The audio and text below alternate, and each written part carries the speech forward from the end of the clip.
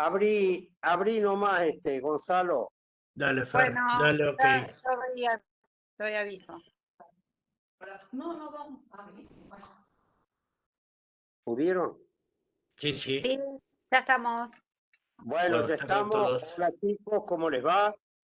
Hoy no está el profesor Raimondi, así que vamos a dar comienzo la actividad de hoy, que es una actividad eminentemente práctica y por las cosas que ya han estado escuchando y viendo en las clases y en las webs, esto les va a servir casi como un trabajo práctico perfecto. Yo quiero agradecer la presencia del profesor Rubén Schiavelli, el doctor Schiavelli. No, esta es la hora de tirarnos flores, pero lo voy a hacer muy breve, porque además es un amigo personal al que quiero mucho. El doctor Schiavelli es el jefe del servicio de nefrología y trasplantes del Hospital Argerich, que fue el primer hospital público que hizo trasplantes en la Argentina. Además, entre muchas otras cosas que hizo el doctor Schiavelli, fue presidente de nuestra Sociedad Argentina de Trasplantes y secretario general de la Sociedad Latinoamericana y del Caribe de Trasplantes. Es un hombre que de los que más conoce y maneja el proceso de donación-trasplante en la Argentina, y esto que es una idea de él, los Ateneos de Devolución, que ya son un clásico no solo en las actividades de la Sociedad Argentina de Trasplantes, de la Sociedad Argentina de Terapia Intensiva, generosamente ya forma parte de nuestra cátedra la actividad de los Ateneos de Devolución, sino también hay distintos lugares en Latinoamérica.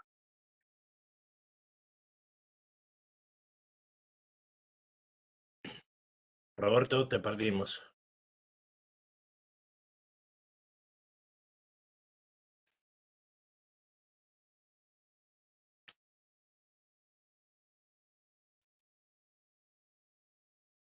Ahí me pidió volver a entrar.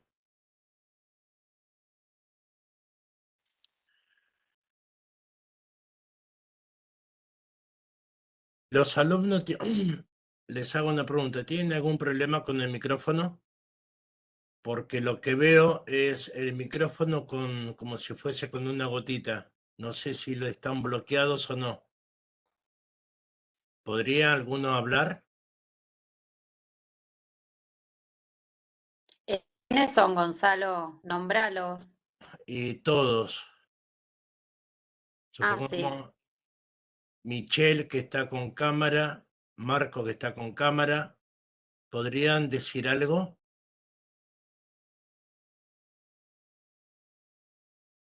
Marco, Pietri, está muteado.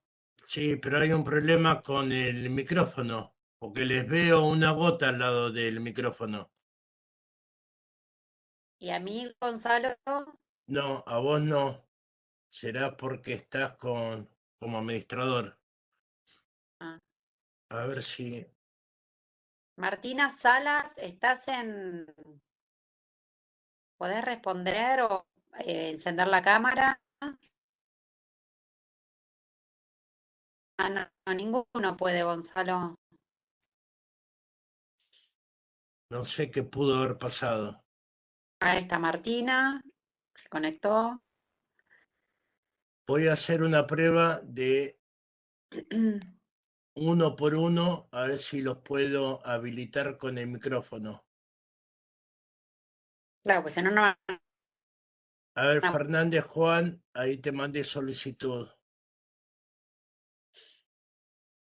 A ver, vamos a probar con Martina Sala, que la estoy viendo ahí.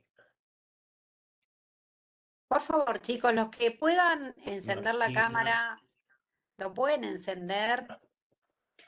Porque siempre están los mismos chicos con cámara.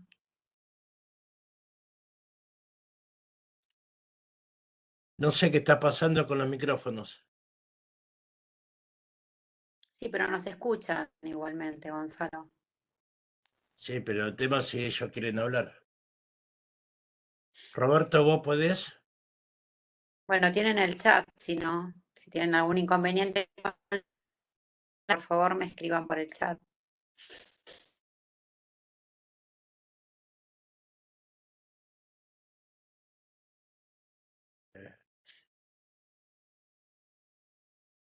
Y acá dice Marcos que al doctor Ahí Tanús está. también le pasa lo mismo. Ahí lo puedes ¿Ahora me solucionar. escuchan? Ahora ya Sí, podemos Ahora escuchar perfecto. todos. Bueno, gracias a Dios. ¿Están ahí? Perfecto, sí, Roberto. Roberto, Hola. ahora sí. Bueno, yo no los escucho a ustedes, pero de todas maneras, chicos, quería, discúlpenme, se desconectó, estoy con el teléfono y está complicado porque no escucho muy bien. De todas maneras, si ustedes me escuchan, quería terminar diciendo que estos Ateneos de devolución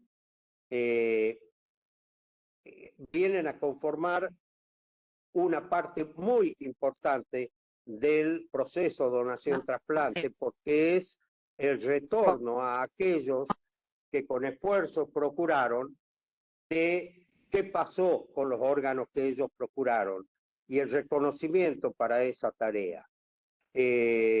Rubén, andás por ahí, ¿no es cierto? Sí es, acá estoy. Bueno, no te escucho. Es un gusto tenerte acá, Rubén. Es un honor. Para mí particularmente, vos sabés, lo que el respeto a tus capacidades más allá de nuestra amistad que tengo. Así que, y de nuevo, gracias por la generosidad de compartir estas experiencias de los Ateneos de Devolución para con nuestros alumnos y cursillistas. Rubén, cuando dispongas, comenzá nomás. Bueno, gracias Robert, gracias. Como ustedes verán, Roberto es un amigo y nada, y nos queremos mucho. Y para mí ha sido una persona muy importante en mi vida profesional.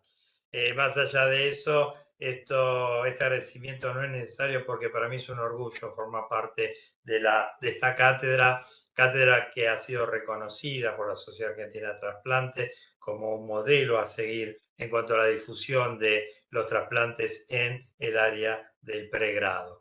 Y realmente muchos lo han intentado, pero solamente esta cátedra es la que ha sostenido este tiempo esta cantidad. Así que fundamentalmente esto es mi mirada. Yo quiero empezar a decirles que los Ateneos de devolución tienen un racional y ese racional, sí, voy a tratar de compartir pantalla. Pasa que están medio lentas las computadoras, me parece. Pero les cuento un poco cómo empezó esta idea. Esta idea comenzó fundamentalmente basados en que nosotros, lo que decía recién el doctor Tanús, nosotros tenemos una actividad que comienza a partir de la muerte de alguna persona internada en alguna institución de la Argentina.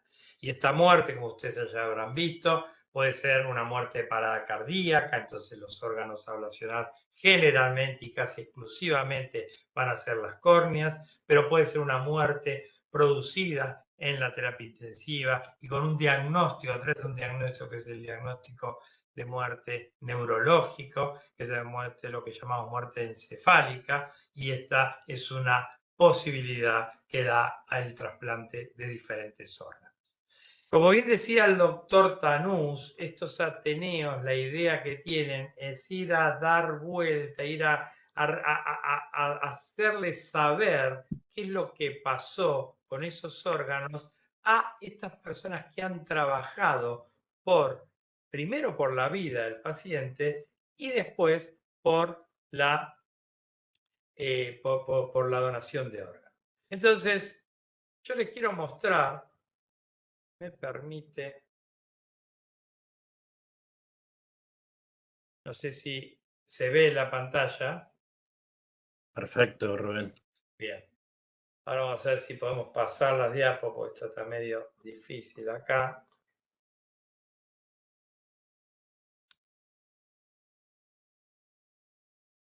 Discúlpenme. Ahí está. Esto lo llamamos un aporte desde el trasplante a la procuración de órganos. Y hago esta introducción porque me dijeron que ustedes son alumnos que recién toman contacto con la herramienta, por lo tanto les quiero contar un poquito de dónde viene esta historia.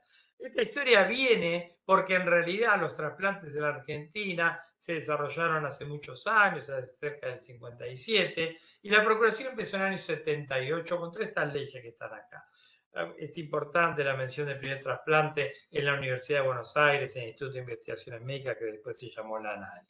¿Cuál es el problema que yo siempre vi en Argentina con respecto a la procuración de órganos? Es simple. El problema está basado en que la procuración quedó delegada siempre a un organismo extrahospitalario. ¿Qué quiere decir esto? Cuando aparece un potencial donante, enseguida se llama al INCUCAI, al CUCAI, va a ser en qué ciudad o provincia se esté. Y el trasplante rápidamente se incorporó a la estructura hospitalaria.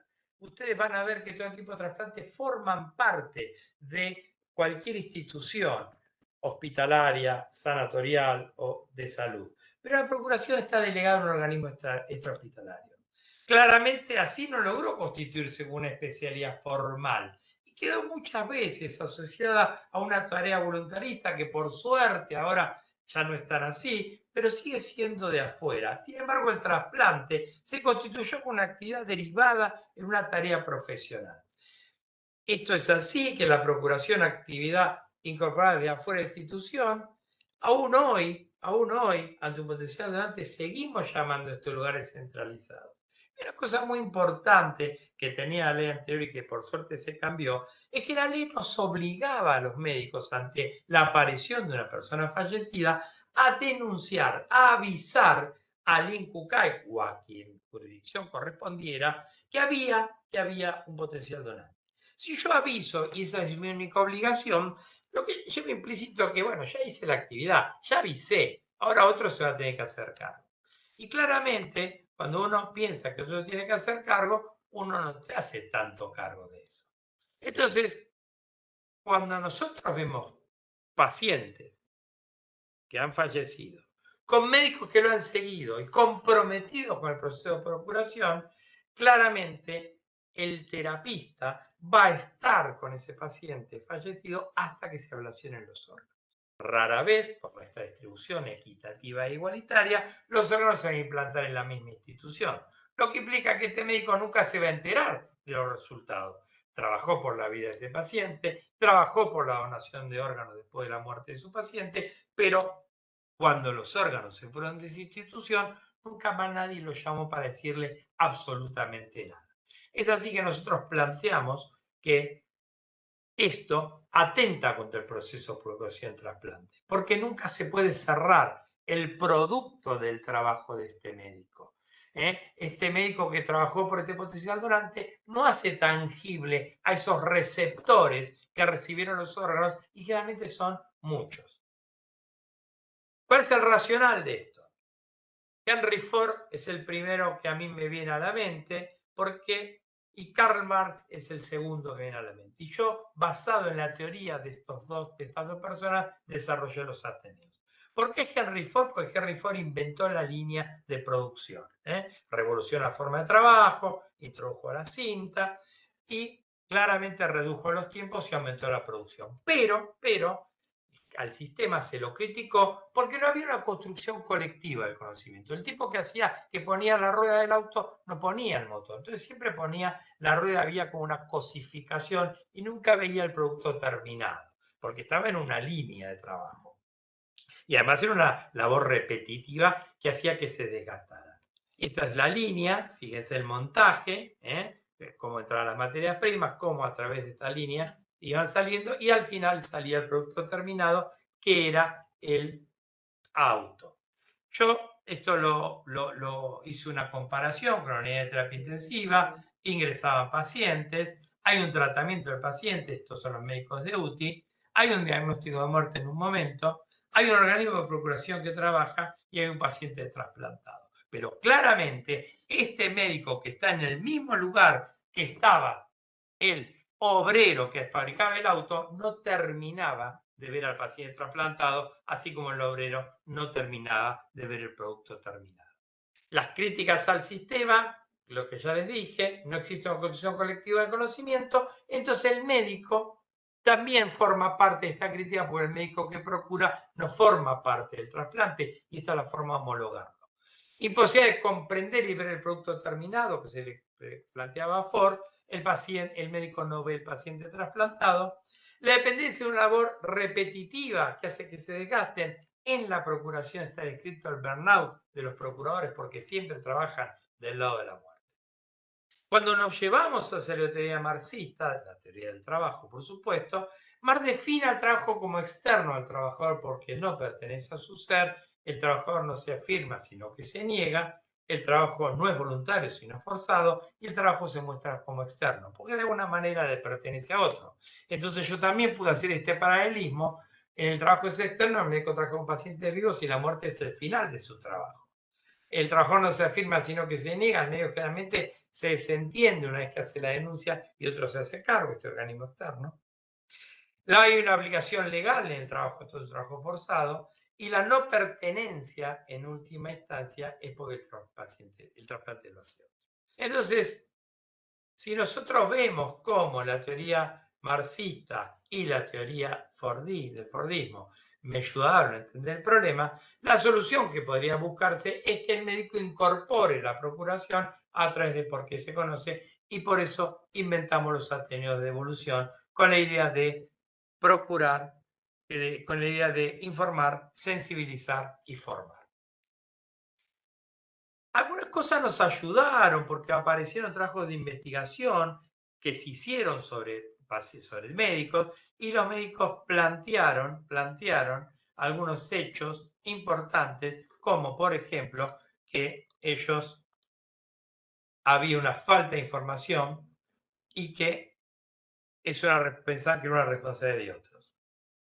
Pero un planteo importante que se hizo en este trabajo, que se hizo en el año 2009, es que había imposibilidad de visualizar la finalidad y los resultados. Solamente el trabajo vino a reafirmar lo que yo pensaba. Bueno, el objetivo de los ateneos es involucrar a profesionales en el proceso de donación-trasplante a partir del conocimiento de la finalidad y tenemos dos beneficiarios. Los de terapia intensiva que reciben estos ateneos, ahora lo están recibiendo ustedes como alumnos, y los indirectos que son los pacientes en lista de espera. ¿Cómo es el ateneo? Se presenta, hay una discusión médica y el resultado inmediato del trasplante, un agradecimiento de los pacientes trasplantados. Entonces, con esto yo voy a dar inicio ahora. Voy a dejar de compartir.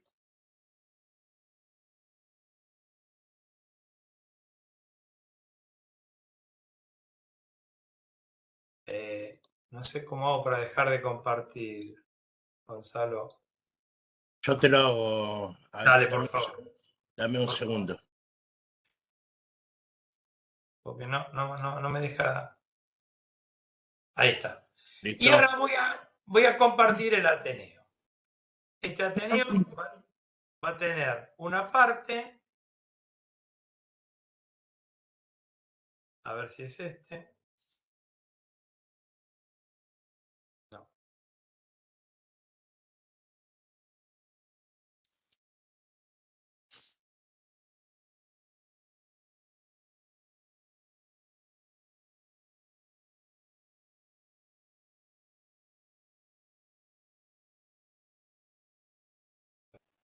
Encuentro. Acá está. Acá está. ¿Se ve ahí? No, todavía no. Creo que tiene que poner a compartir pantalla de nuevo desde... Sí, Sí. tiene que volver todo de nuevo el procedimiento. Sí. Pero espera que quiero cerrar todo lo otro que hay. Así no nos confundimos. Porque yo esto no lo tengo en la... A ver si me permite. Rubén, yo te diría Sí. que primero abras el video con el reproductor de video, lo Sí. minimices, Es que yo lo pongas abrí, compartir. yo lo tengo acá abierto. Lo que pasa, Y ahora cuando pones compartir, ¿no te selecciona el reproductor de video? lo veo, me parece. A ver.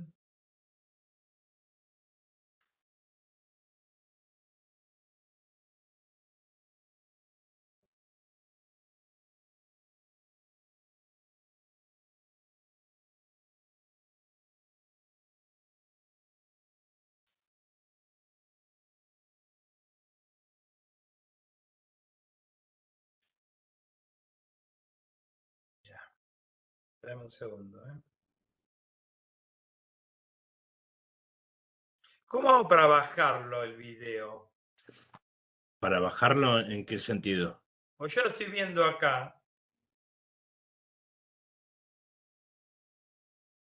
Ponele pausa. No, pasa que claro, yo lo veo el video.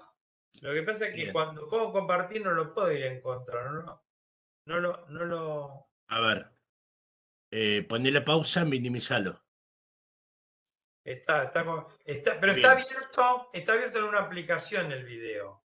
está bien. Todos los videos se tienen que abrir con una aplicación. Ahora, Está bien. vos los minimizás, Cuando yo vas a comparto no lo encuentro en el escritorio. pero si lo tenés abierto, ahora sí.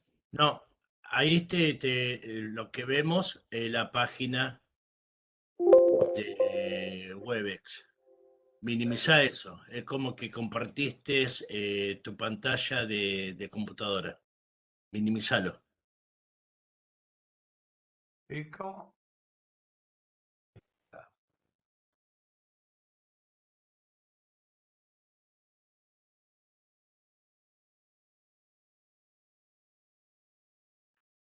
Viendo cómo hago para ir a buscarlo.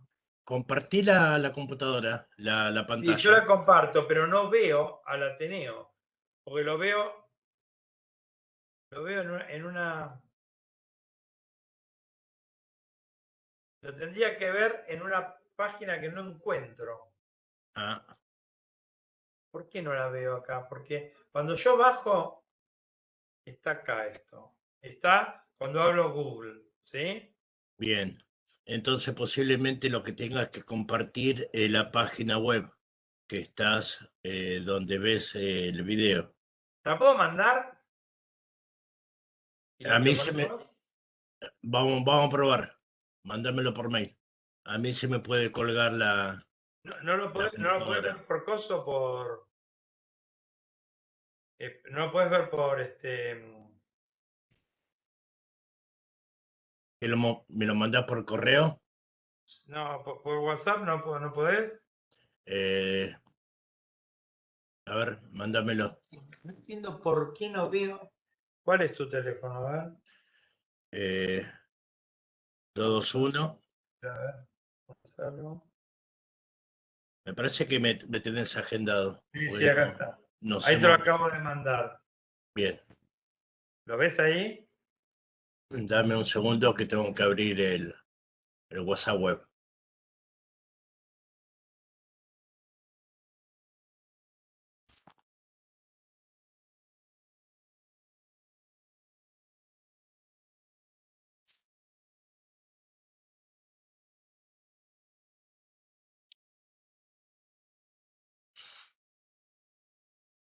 ¿Por qué no puedo encontrar el Ateneo?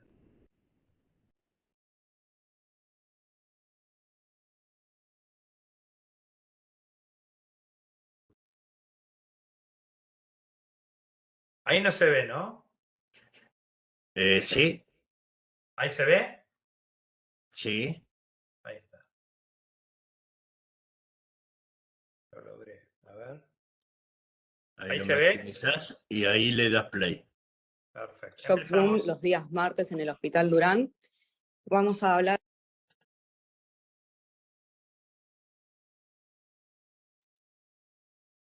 Hola, buenos días. Soy la doctora Gutiérrez, soy médica intensivista. Estoy a cargo del Shock Room los días martes en el Hospital Durán. Vamos a hablar hoy de un paciente masculino de 58 años que ingresó en nuestro shock room horas previas a mi ingreso, a tomar la guardia, con antecedentes de hipertensión, sin controles médicos y sobrepeso, que inició el cuadro el día previo con un episodio de vómito seguido de deterioro del sensorio, razón por la cual fue evaluado por el SAMI y trasladado hacia nuestro hospital. Al ingreso al hospital, el paciente se encontraba con un Glasgow menor a 8, por lo cual se decide inicialmente la intubación orotraqueal en contexto de sospecha de broncoaspiración y posteriormente se inicia lo que es la detección de la causa de su deterioro del sensorio, que fue un ACV hemorrágico detectado por una tomografía computada. El paciente tenía obra social, así que inicialmente, como nosotros no contamos con servicio de neurocirugía, se le había solicitado la derivación por su obra social. Finalmente, después de la detección, la misma fue dada de baja y empezamos el proceso de procuración, ¿sí? El paciente inicialmente no tuvo shock, no tuvo hipotensión, requirió dosis muy bajas de noradrenalina que se fueron disminuyendo a lo largo de todo el mantenimiento, con expansiones de cristaloides y tuvimos que iniciarle AMS como tratamiento antibiótico en contexto de la broncoaspiración que había sido bastante abundante. Nosotros le hicimos una tomografía en la que se evidenciaba un hematoma talámico derecho con una extensión mesencefálica, con volcado ventricular y al sistema supratentorial, que también generaba desplazamiento de la línea media, por lo cual solicitamos verbalmente la interconsulta al Hospital Ramos Mejía, quienes informaron que no había conducta neuroquirúrgica dado el sangrado peritroncal. Cuando detectamos esta situación, me pongo en contacto con Sabrina Fioretti, que es la encargada de procuración de nuestro hospital, para iniciar todo lo que es el diagnóstico de muerte encefálica. Se suspende la sedación que tenía por la intubación, por lo cual no pudimos hacer electroencefalograma y pasamos a hacer una prueba de flujo con el Doppler transcranial. ¿Qué nos llevó a pensar que este paciente iba a evolucionar a la muerte encefálica? Teníamos la sospecha clínica y una tomografía compatible con un sangrado peritroncal que tenía compromiso supra e infratentorial. Una vez informado al Instituto del Trasplante, inicia el proceso de hablar con la familia e informarle que está la ley Justina, por la cual todos somos donantes, a menos que hayamos expresado lo contrario. Se habla con la familia, que era una familia ensamblada, no tenía... tenía la esposa que era enfermera y las hijas que no tenían mucho contacto con el paciente, que no fueron conflictivos, aceptaron la donación sin ningún problema y empezamos ahí a hacer la toma de medidas del peso, de la talla, sacamos la muestra para el grupo y factor, para el HLA, para la histocompatibilidad, y se hicieron ecografía abdominal para poder detectar que tenía una esteatosis leve y para ver el tamaño de los riñones, ¿sí? Como condiciones clínicas, el paciente tenía la temperatura mayor a 35 grados, mantuvimos una TAM entre 70 y 110, sí presentó criterios clínicos de diabetes insípida con una diuresis en 2 horas de 1000 mililitros, por lo cual recibió media ampolla de desmopresina. Posterior a eso, el paciente requirió múltiples expansiones, también porque se presentó oliguria, con una creatinina en leve ascenso, pero manteniendo ritmo diurético. En la pantalla podemos ver cuánto fue la expansión total, requirió 3.140 mililitros de ingreso, con unos egresos de 2.780 y un balance neutro. ¿Sí? Con eso logramos llevar la noradrenalina a 0,05 microgramos kilo-minuto. El paciente no requería de mucha FiO2 ni mucha PIP con los parámetros ventilatorios, pero sí tenía una placa compatible con broncoaspiración. El proceso total duró 14 horas, no se le realizó una biopsia renal, no presentó intervención judicial y se distribuyeron el hígado, los riñones y las córneas. Inicialmente el paciente tenía un laboratorio estable dentro de una creatinina de 1,9, que fue el momento de la ablación de 2,03. No tuvo ningún desbalance de lo que es hidroelectrolítico, se mantuvo un sodio en 140, 145. No se aislaron gérmenes en cultivos y tenía un sedimento urinario no patológico. Lo que sí presentó fue una IgG reactiva para citomegalovirus y una IgG positiva para toxoplasmosis y Epstein-Barr. PCR de COVID fue no detectable y HIV, Chagas, hepatitis B, hepatitis C fueron negativas. En la siguiente podemos ver cómo se fue desarrollando el mantenimiento del paciente con una TA que llegó en su punto más bajo en 70 milímetros de mercurio, una TAM, y su punto más alto en 118 milímetros de mercurio, pero no fue necesario la intervención de la NTG. La noradrenalina inicialmente fue posterior a la intubación. Inicialmente el paciente llegó hipertenso, posintubación presentó hipotensión y fue recuperando a medida que fue recibiendo los líquidos. En la siguiente vemos cómo inicialmente el paciente presentó un ritmo diurético bastante importante, por lo cual fue la decisión de aplicar la desmopresina. A pesar de no haber hecho parámetros clínicos, ya con el ritmo diurético era una alta sospecha. Y cómo fue cayendo posterior a la desmopresina el ritmo diurético y recuperándolo con las expansiones siguientes. Hasta acá la presentación del Perfecto, paciente. gracias. Entra a quirófano a las 9 de la noche. Perfecto. Bueno, la pregunta para el público. ¿Hay alguna pregunta con respecto a la presentación del donante? Bueno, ¿alguna pregunta, chicos, de la presentación del donante? Yo no voy a sacar la presentación, así que si no se puede escuchar, me la pueden leer.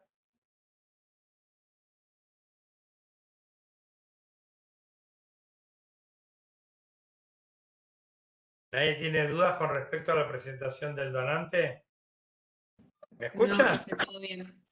Sí, se escucha. La verdad que fue muy claro cómo se presentó el paciente, cómo fueron todas las condiciones, la causa de muerte y la probabilidad que ya confirmaron de probabilidad de que sea un posible donante. Descartaron enfermedades infecciosas y también verificaron el estado del hígado. No se hizo punción de biopsia renal. ¿Se sabe por qué no se hizo la biopsia?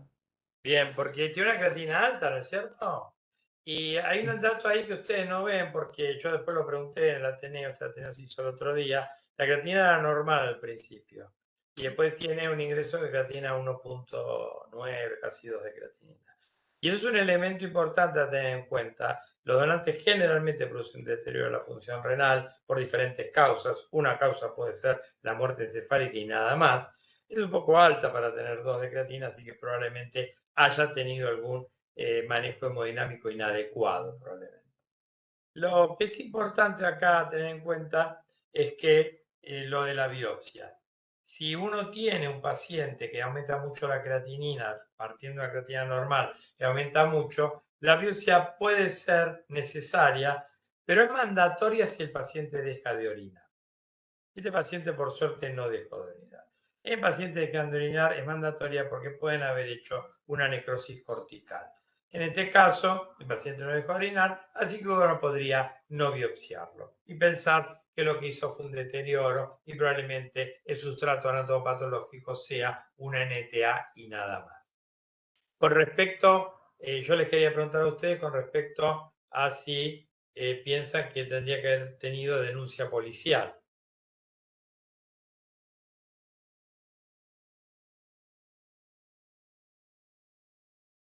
¿Alguien me puede responder? A ver, chicos.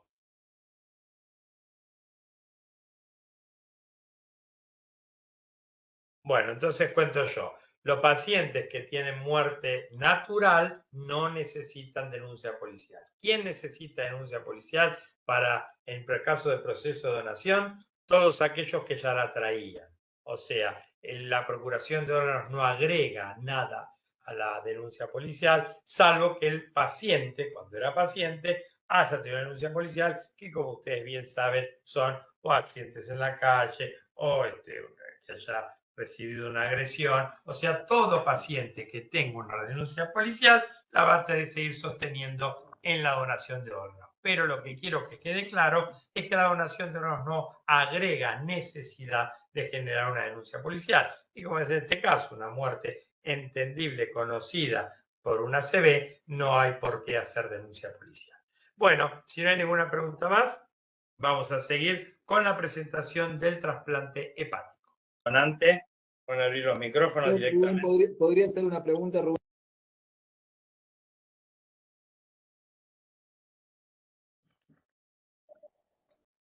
Sí, adelante.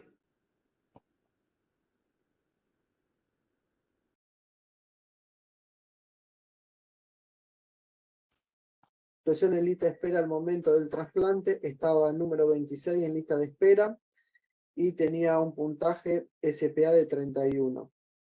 El peso seco del paciente era de 65 kilos, no poseía, no se le había dosado los HLA y como antecedentes de importancia, hipertenso y tabaquista. La evaluación psicosocial al momento del pretrasplante, nada para destacar. La inmunosupresión inicial post-trasplante fue el 26 del 1 con metilprednisolona, 50 miligramos cada 6 horas. El 28 del 1 se agregó inducción con maxilizumab, 20 miligramos en dosis única. Y el 29 del 1 se inició con tacrolimus, 4 miligramos día, y micofenolato, 360 miligramos cada 12 horas. Con un tiempo de isquemia fría de 295 minutos.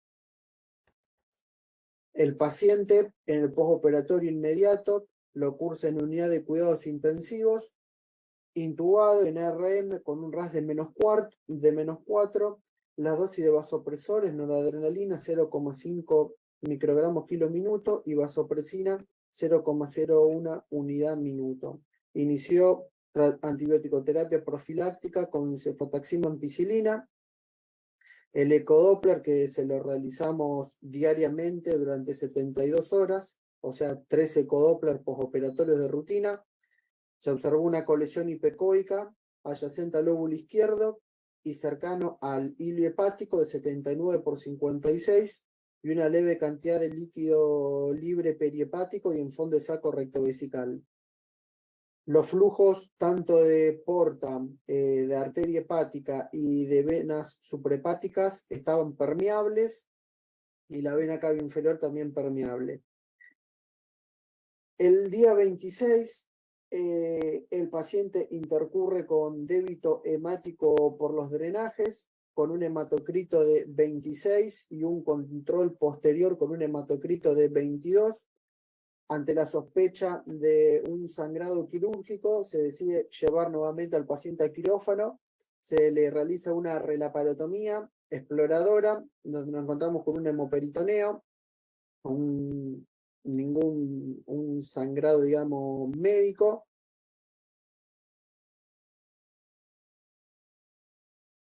El paciente al día siguiente se le suspenden los vasopresores, tanto la noradrenalina como la vasopresina. Es extubado el mismo día, el 27. Al día siguiente inicia dieta líquida y el día 29 dieta blanda. El día número 30 se retiran los accesos vasculares centrales y pasa a sala general el día 6 de febrero. El día 30 y el día 6 de febrero se retiran los drenajes abdominales. La complicación quirúrgica que tuvimos en el postoperatorio inmediato fue un hemoperitoneo y como complicación clínica intercurrió con delirio, por lo cual le administró el servicio de terapia intensiva risperidona y corticoterapia por una microangiopatía trombótica. Las curvas de urea y de creatinina durante el postoperatorio. Resumen de la historia clínica del paciente: un paciente de 58 años de edad con antecedentes de virus C, tenía una respuesta viral sostenida. Durante el transcurso de su enfermedad había estado complicado con síndrome ascítico edematoso y varices esofágicas. Ingresó el día 25 del 1 del 23 un operativo de trasplante hepático con donante cadavérico. Se le realizó la hepatectomía con técnica de piggyback con un tiempo de isquemia fría de 295 minutos. Se le transfundieron 20 hemoderivados en total y la inducción fue con solumedrol y basiliximab con un alta al día 14 postoperatorio. El paciente actualmente cumple con los controles ambulatorios, no tuvo ningún problema adherencial, por lo menos hasta el momento, cumpliendo con su inmunosupresión, tacrolimus 11 miligramos día, micofenolato 360 miligramos cada 12 horas y deltisona 16 miligramos día. Muchas gracias, doctor Fasolo. Vamos a pasar a la presentación de los trasplantes renales y después hacemos la discusión. Doctora Glorioso, por favor. Buen día a todos, muchas gracias por la invitación. Yo soy María Pía Glorioso, soy nefróloga y formo parte del equipo de internación de ITAC. Voy a presentar a nuestro receptor en este operativo. A ver, ahí está. Bueno, nuestro receptor es un paciente masculino de 71 años que como antecedentes presentaba poliquistosis renal, inició diálisis peritoneal en el año 2018, manteniendo una diuresis residual de 1000 y un peso seco de 76 kilos. Como otros antecedentes tenía hiperplasia prostática benigna, que requirió resolución quirúrgica en el 2017, insuficiencia vascular periférica crónica, hipertenso y dislipémico. Serologías positivas para CMV, toxoplasmosis y Epstein-Barr, y estaba vacunado para hepatitis B. Como antecedentes inmunológicos, bueno, aquí está su HLA, tenía un PRA de 0% y había requerido solo una transfusión en el contexto de su cirugía prostática y era cero positivo. El tiempo en lista de espera aproximado fue de 1 año y 2 meses. Bueno, la cirugía que se realizó el 25 de enero, un trasplante renal con riñón izquierdo, con anastomosis urinaria de Gregorlich sin colocación de catéter doble J, con sonda vesical, un tiempo quirúrgico de 2 horas, con un tiempo vascular de 22 minutos y urológico de 20 minutos. La isquemia fría fue de 17 horas y 47 minutos, no presentó complicaciones en el desclampeo, y el Doppler post-trasplante inmediato fue con un índice de resistencia de 0,72, sin dilatación ni colecciones. Como inmunosupresión de inducción recibió timoglobulina, una dosis total de 4,6 miligramos kilo, asociado a pulsos de corticoides de una dosis total de 875 miligramos. Hicimos un esquema secuencial de 500 miligramos, 250 y 125, y el mismatch HLA era de 221. Bueno, durante la evolución post-trasplante, de la internación post-trasplante inmediato, que fue de 28 días, el paciente evolucionó con DGF. Al día 30 ya tenía su inmunosupresión de mantenimiento, que fue secuencial, con Prograf, Mifortic y meprednisona. El día 6 post-trasplante se retira la sonda vesical y se tomaba por protocolo un urocultivo post-retiro de sonda, que fue negativo. Al día 7, el día 7 de febrero, todavía en DGF, pero con un aumento progresivo de la diuresis, el paciente refiere dolor lumbar intenso a predominio derecho con leucocitosis y equivalentes febriles. Se realizan estudios de imágenes y impresionaba un quiste complicado en el riñón ortotópico derecho. Se tomaron cultivos, inició de forma empírica meropenem, y al día 10 de febrero, ya con los rescates bacteriológicos, que había sido una ITU bacteriémica por Enterobacter complex, se decidió la nefrectomía por persistencia del dolor y la leucocitosis, nefrectomía de ambos riñones propios. Esos riñones se mandaron a cultivar y se aisló en el riñón derecho el mismo germen.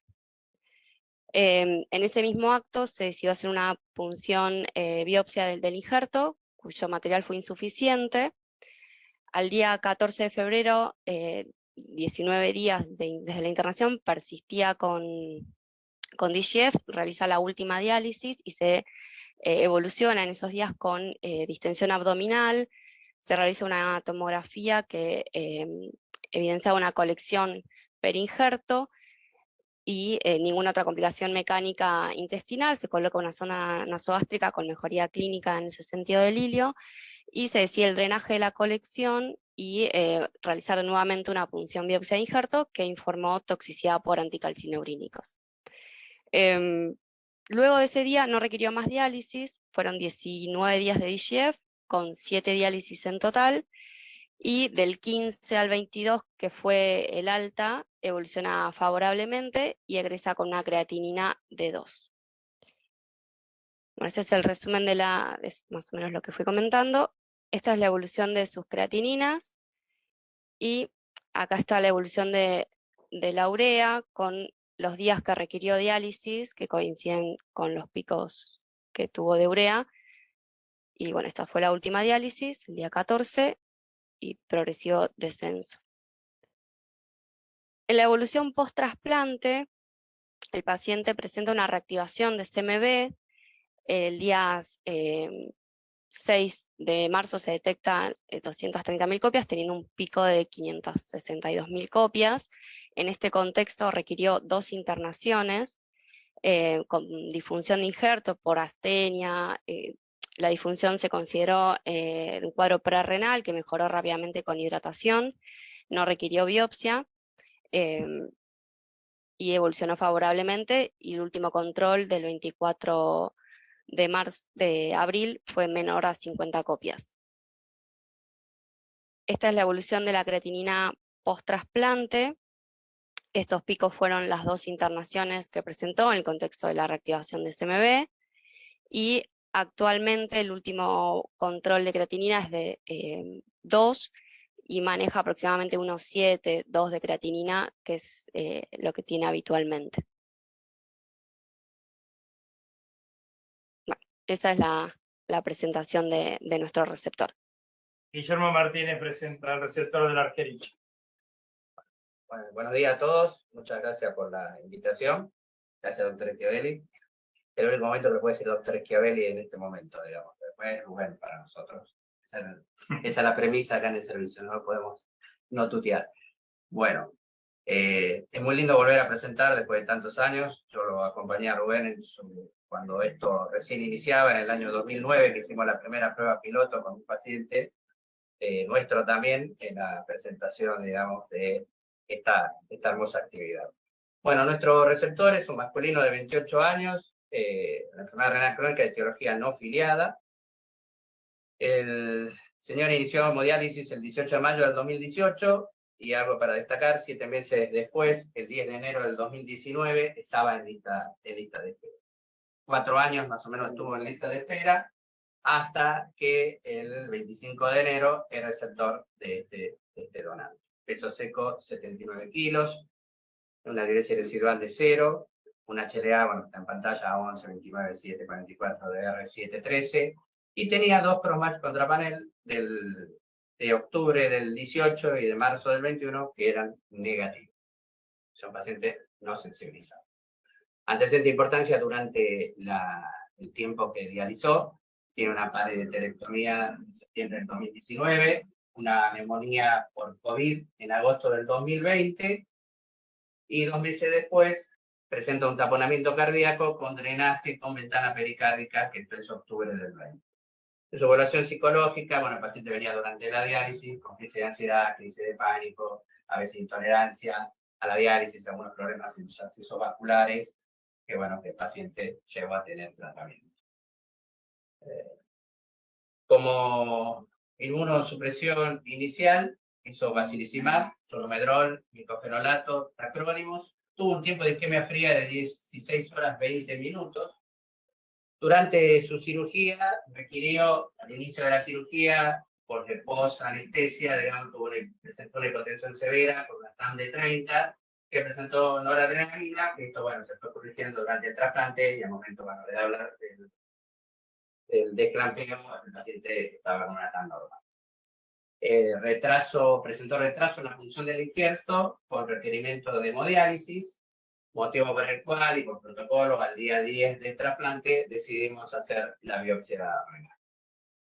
Acá puse que él presentaba Nosotros tenemos por costumbre sacar suero al paciente pre-trasplante para después enviar, si es caso necesario, enviar para los anticuerpos. Los cuales, bueno, acá la fecha, digamos, fue el día que se trasplantó, pero en realidad, bueno, fueron enviados el 10, el resultado estuvo como el 24 de febrero aproximadamente, que eran el pre-trasplante, fueron negativos, tanto los anti-HLA como el níquel. Y también hicimos, en el mismo tiempo de la biopsia, el día después, estoy adelantando un poco antes de la biopsia, antes del tratamiento, los anticuerpos nuevamente que dieron también negativos.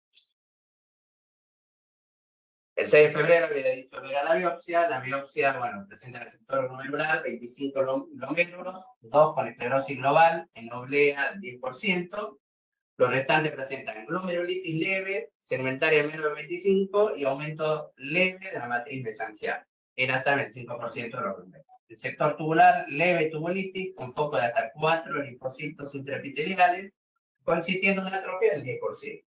En el sector intersticial, infiltrado inflamatorio, predominantemente linfocitario, que compromete el 15% de la superficie, con una fibrosis del 10%.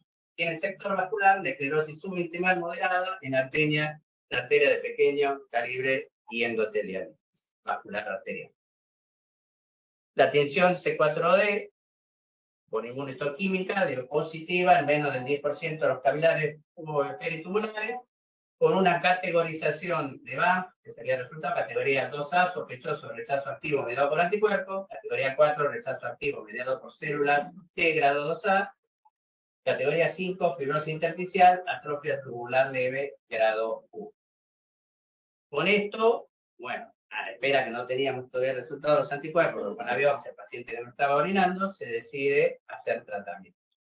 Comienza el 11 de febrero, realiza plasmaféresis, que hace en total 6 sesiones, concomitantemente con inmunoglobulina, a dosis de 2 gramos por kilo de peso, 2 gramos por y timoglobulina también hizo con solumedrol. El día 23 de febrero hace un síndrome diarreico con toxina positiva para Clostridium difficile positivo. El 24 de febrero hace la tromboflebitis superficial del miembro superior derecho, donde presentaba el acceso vascular.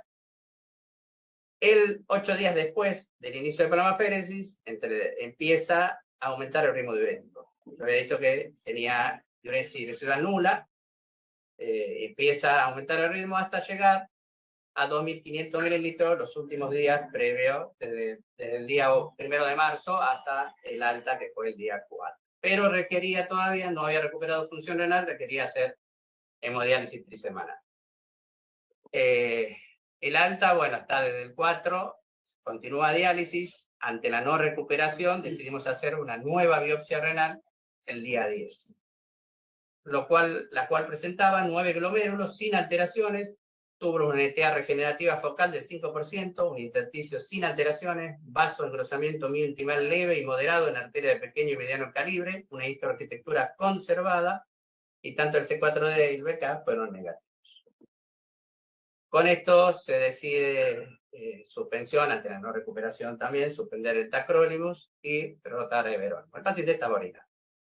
El 15 de marzo presenta en reactivación, al igual que el receptor anterior, por lo que escuchamos, una reactivación del citomegalovirus con compromiso hepático y hemático.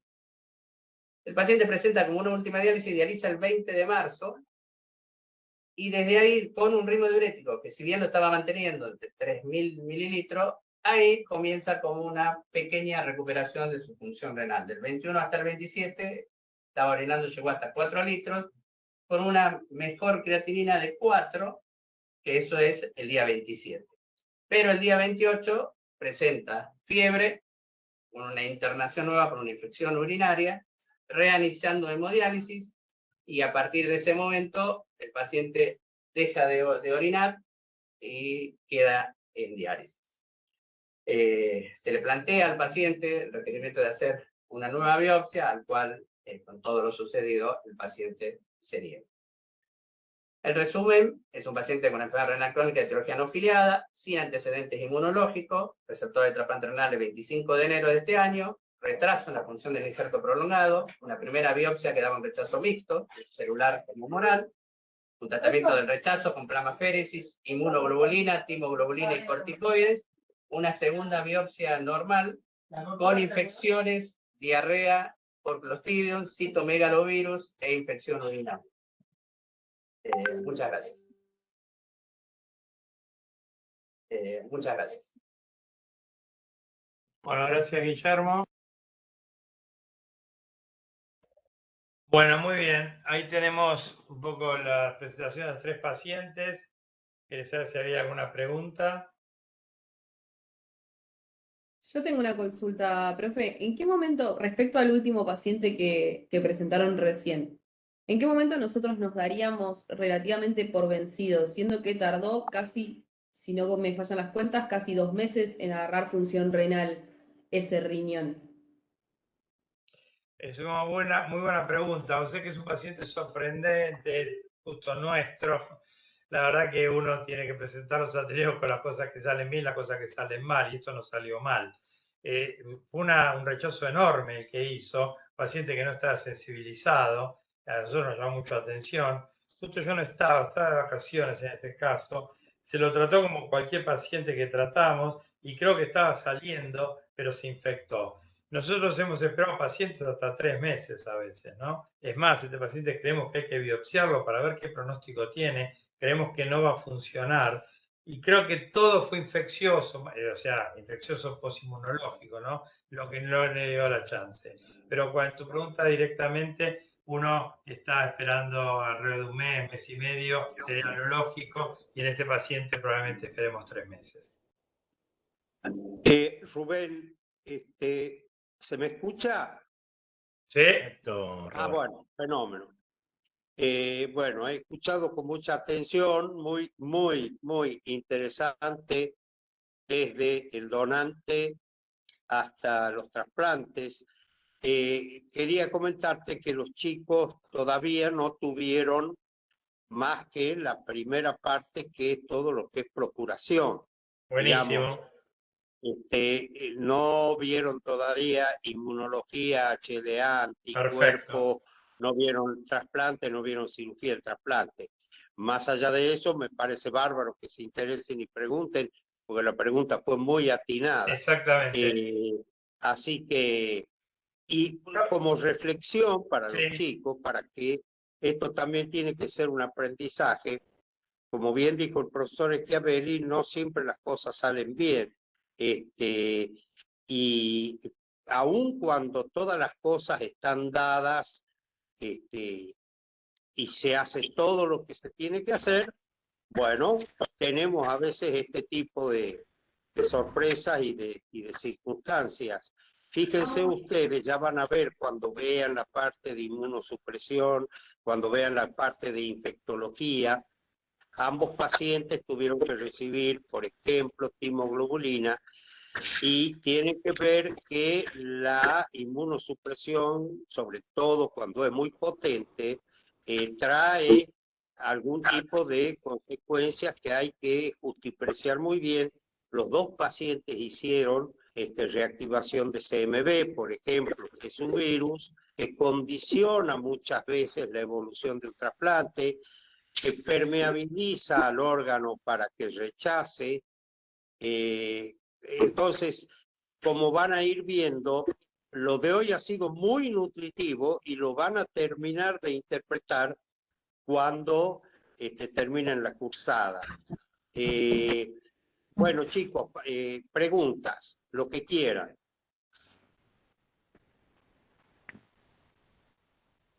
Tengo una pregunta. ¿Qué pasa si, por ejemplo, un paciente rechaza un órgano? ¿Vuelve a entrar a una lista de espera o es como una especie de contraindicación o qué pasa en esos casos?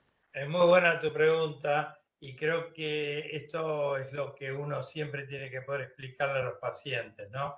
El trasplante renal es un trasplante que no va a durar toda la vida, hay causas inmunológicas y causas no inmunológicas que hacen que los riñones se pierdan a un determinado tiempo. Tanto el doctor Tanús como yo tenemos pacientes de muchos años trasplantados, pero hay pacientes que no les dura tanto. La pregunta concreta es si un paciente pierde el injerto, ese paciente va a poder entrar de nuevo en lista de espera tantas veces como sea posible y tantas veces como su organismo se lo permita. ¿Y qué quiero decir con organismo? Quiero decir que como él esté desde el punto de vista físico, de su salud integral, y como él esté desde el punto de vista inmunológico, el hecho de haberse presentado, haber recibido antígenos diferentes a los que él tiene, HLA diferente a que él tiene, porque recuerden que los trasplantes renales no comparten todos los antígenos, algunos son diferentes y por eso le tenemos que dar inmunosupresión, porque si fueran exactamente iguales, los pacientes podrían andar con muy poquita inmunosupresión. Entonces, ante el enfrentamiento y la pérdida del injerto, ese señor va a hacer anticuerpos contra esos antígenos y en el próximo trasplante, si ustedes recuerdan de inmunología, la segunda respuesta, que es más rápida y más fuerte, van a tender a rechazar. Por lo tanto, esta segunda trasplante va a ser con mucha inmunosupresión. Y como bien decía el doctor Tanús, con los riesgos que esto implica. Pero recuerden esto, ante una pérdida de un injerto se puede volver a trasplantar y hay antecedentes de hasta 5 trasplantes renales en un mismo paciente. En ese caso, en el caso, por ejemplo, de este paciente que estaba con infecciones recurrentes, que según lo que me contabas vos crees que es como la causa principal del rechazo del injerto, en ese paciente, ¿el injerto se saca y queda dependiente de diálisis por el tema de que está teniendo, debido a la inmunosupresión, esa cantidad de infecciones recurrentes, o el injerto se deja hasta que él consiga otro riñón por parte de la lista de trasplantes? Porque a este paciente le habíamos sacado los 2 riñones anteriores. Excelente pregunta también. El otro paciente vieron que se infectó, tenía infección en el riñón propio. ¿Vieron qué interesante eso? Pero con respecto a tu pregunta, los pacientes que pierden el injerto, si ese injerto no molesta y sin inmunosupresión o con una inmunosupresión muy leve de un corticoide de a baja dosis, los riñones se dejan. Si ese injerto necesita mucha inmunosupresión o si genera rechazo aún sin funcionar. ¿Y qué quiere decir rechazo sin funcionar? Un paciente que está en diálisis y de repente le empieza a doler el riñón, se le hincha, empieza a tener hematuria, ese riñón hay que sacarlo. Así que no es condición sine qua non sacar el riñón trasplantado, pero cuando el riñón se inflama o empieza a hacer rechazo, hay que sacarlo. Bien, y en el caso de que el paciente vuelva a la lista de trasplantes, no hay como, o sea, se me hace como que el hecho de que ya le hayamos puesto uno y haya fallado, ¿no lo deja como un poco por debajo del resto de los pacientes que quizás todavía no han recibido ninguno?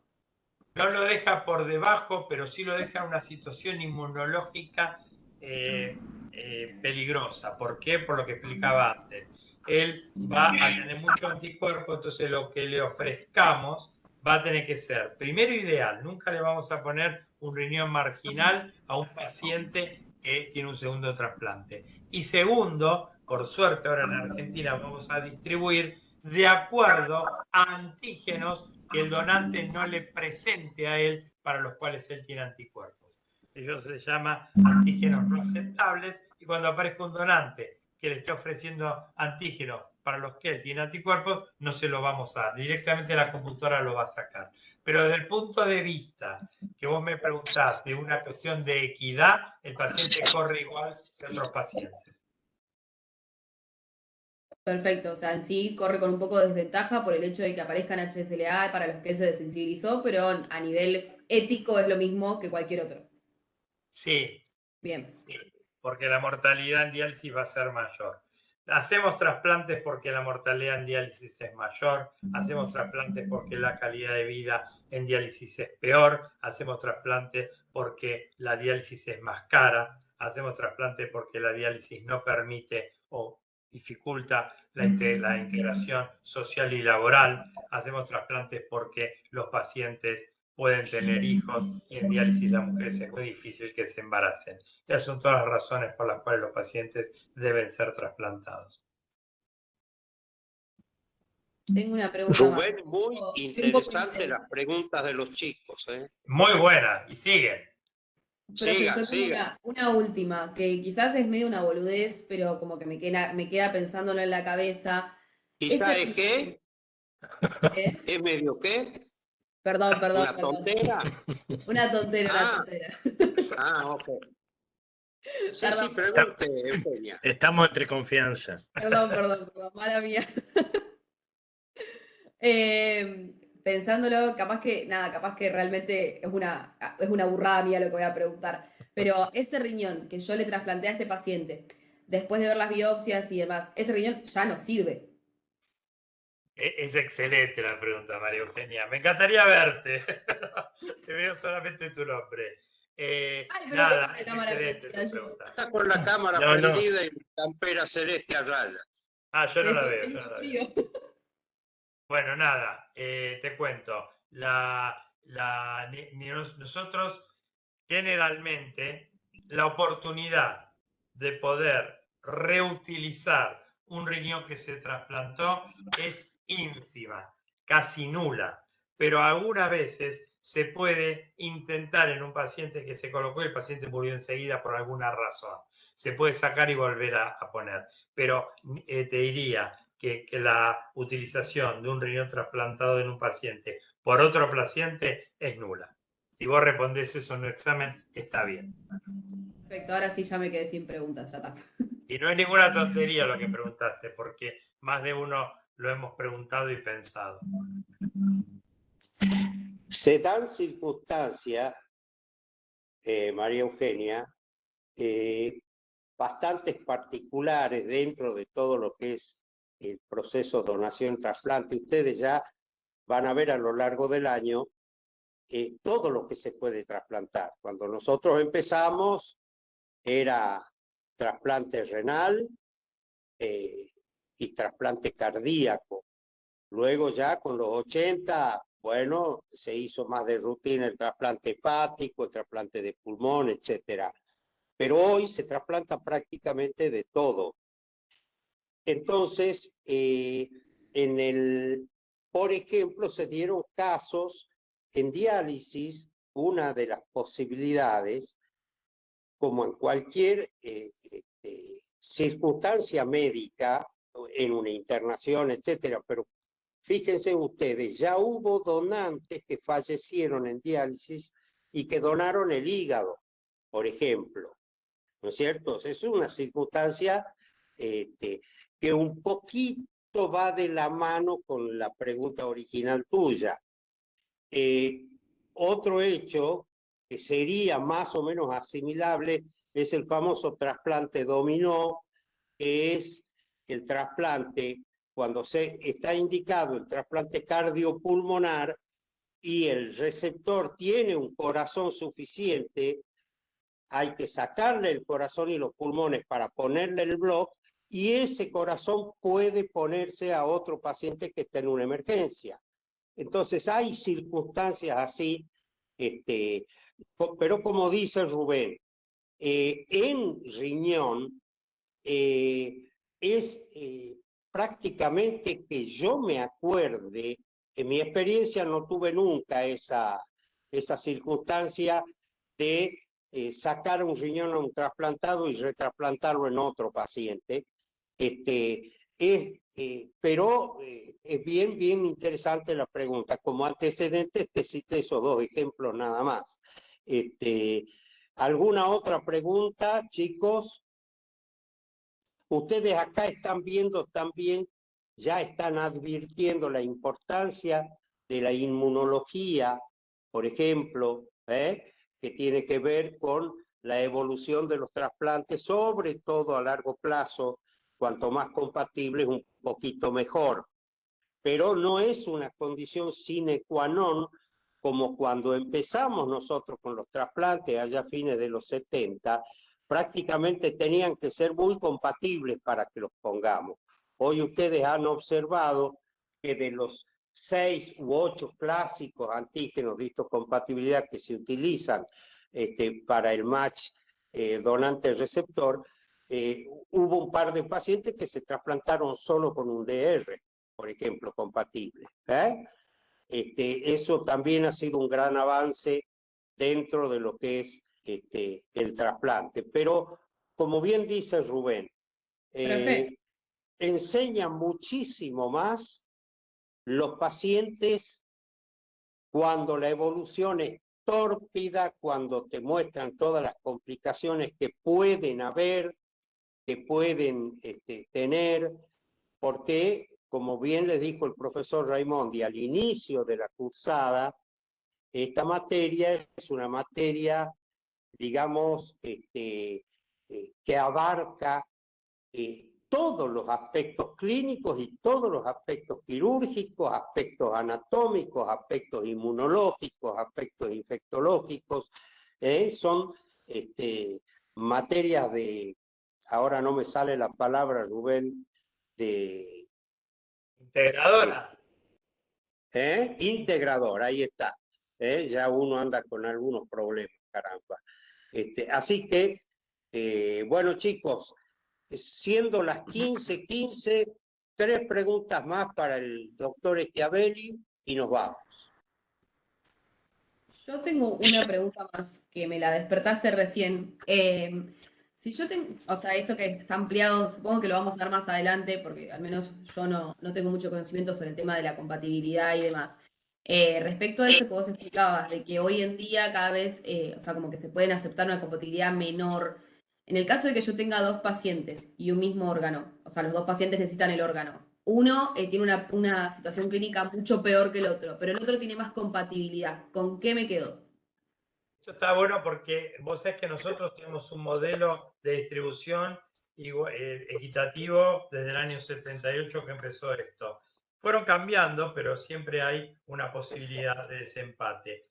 Tenemos, como dijo el doctor Tanús, una primera distribución compatibilidad sanguínea. Recuerden, el 0 le da a todos, el A le da a la A y a la B, el B al B y a la B, y el AB a la B, así se distribuyen los órganos también. Después se chequean estas compatibilidades de HLA.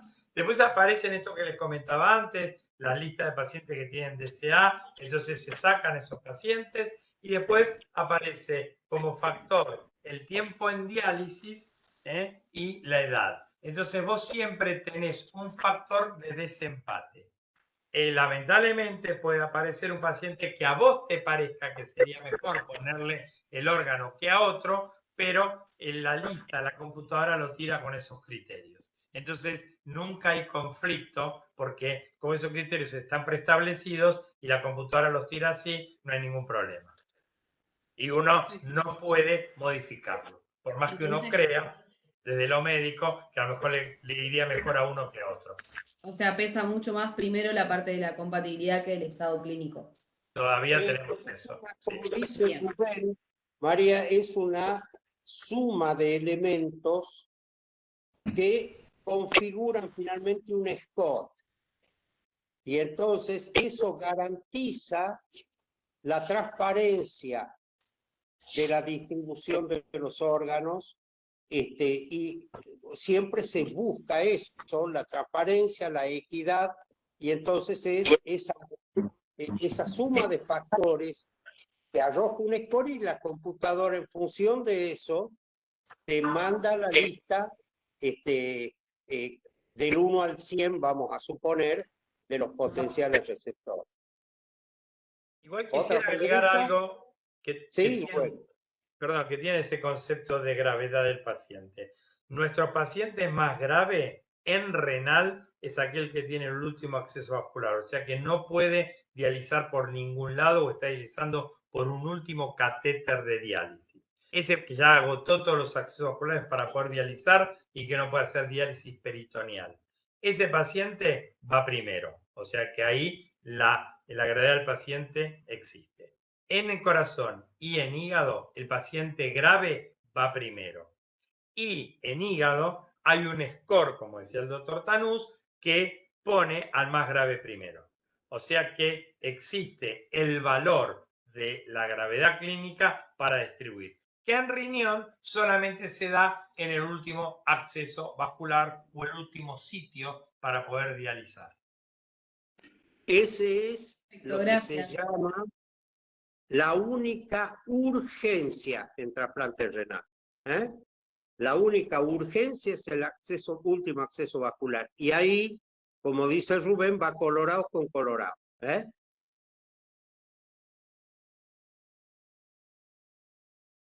¿Otra pregunta? Sí, relacionado un poco también a la inmunidad. Estos dos últimos pacientes tenían distintas edades, ¿no? Como casi dos extremos. Uno era joven y el otro creo que rondaba alrededor de los 71 años, me parece. ¿Tiene también que ver algo la edad con respecto al tipo, a la aceptación o rechazo? Porque yo intuyo que en pacientes más añosos la respuesta inmune tiende a disminuir o variar a lo largo del tiempo y supongo que quizás eso ayuda al momento de un trasplante. Su intuición es muy buena, así como todo disminuye a medida que pasa el tiempo, la inmunología también y la respuesta inmunológica también. Los rechazos en personas más jóvenes son más fuertes.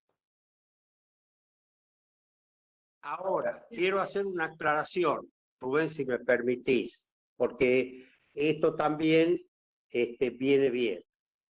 Fíjense, para lo que ustedes ya algo vieron, ustedes ya escucharon hablar del donante estándar, llamémosle el donante ideal. Bueno, ideal lo dejamos un poco de costado. Un donante estándar, un buen donante, o un donante de criterios expandidos, que antes le llamábamos donante marginal. Un donante de 58 años es básicamente un buen donante en lo que respecta a edad, menos de 60 años. Si no fuera por una creatinina ahí que estaba un poquito alta. No era normal, yo no sé. Pues está mal esa Bueno, creatina. por eso lo aclaré, la creatina basal es normal.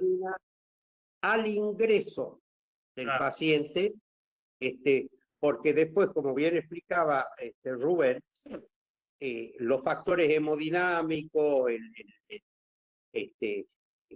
y todo lo que conlleva un shock o una circunstancia clínica particular y de emergencia, ¿no es cierto?, pueden hacer subir la creatinina.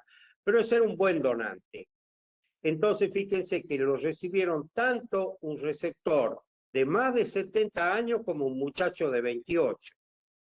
En cambio, si el donante hubiera sido un donante de 73 años, y probablemente yo no sé si se lo hubiera puesto a un chico de 28. ¿Entienden? No discutimos nosotros esto, Roberto, y tenemos una discusión interna por este trasplante. Pero bueno, a veces se podía hacer, tal vez se podía hacer con un chico que estaba con mucha dificultad para la diálisis, muy ansioso, con tratamiento con drogas psiquiátricas, entonces con mucha depresión, y creo que la decisión fue tomada por eso también. Claro. Bueno, de hecho, Rubén, nosotros tenemos puesto algún riñón añoso en un chico de 20 años, ya hace como 14 años. Y anda bien. El chico tiene 34 años y el riñón tiene 82. Bueno, por suerte ahí va y anda. Claro, son circunstancias. En medicina, cada caso es un caso. Y hay que analizarlo, y hay que discutirlo, y hay que tratar de tomar las mejores decisiones. Rubén, yo creo que ya debiéramos ir dejando tranquilos a los chicos y que los chicos nos dejen tranquilos y trabajar a nosotros. Así que yo les agradezco a todos la participación, las inquietudes. Me gustaría que más chicos participen, porque estoy viendo que participan los mismos 5 de siempre. Miren que nosotros los miramos. No sean tímidos, tienen que participar, tienen que preguntar. Ha sido muy ilustrativo. El Ateneo en sí es una herramienta formidable, Rubén. Los chicos han visto cómo es cuando llega el paciente a la terapia, cómo se plantea el diagnóstico de muerte, cómo se inicia un proceso de donación y qué pasa después, y vieron también cómo se trasplantaron, dónde se trasplantaron, con qué tiempos de isquemia se trasplantaron y cómo fue la evolución de los pacientes. Esto ha sido muy nutritivo y reitero mi agradecimiento a tu generosidad, como siempre, para con la cátedra. Los Ateneos de devolución, comandados por el profesor Schiavelli, forman parte ya de la currícula de nuestra materia desde hace ya 2 o 3 años. Entonces, bueno, reitero el agradecimiento y les mando un saludo a todos los chicos. Rubén, un abrazo grandote a vos y a tus muchachos ahí, y sobre todo a quienes han participado en el Ateneo, tanto la gente del Durán como del ITAC y del Hospital Argerich. Un abrazo grande a todos. Y Rubén, ya nos estaremos viendo porque chicos van a tener un par de Ateneos más con el profesor Schiavelli a lo largo de la cursada. Muchas gracias a todos, un gusto como siempre. Chao, chao. Gracias, Rubén. Un abrazo a todos. Gracias. Fin de semana. Chao. Hasta el miércoles. Gracias. Hasta el miércoles que viene.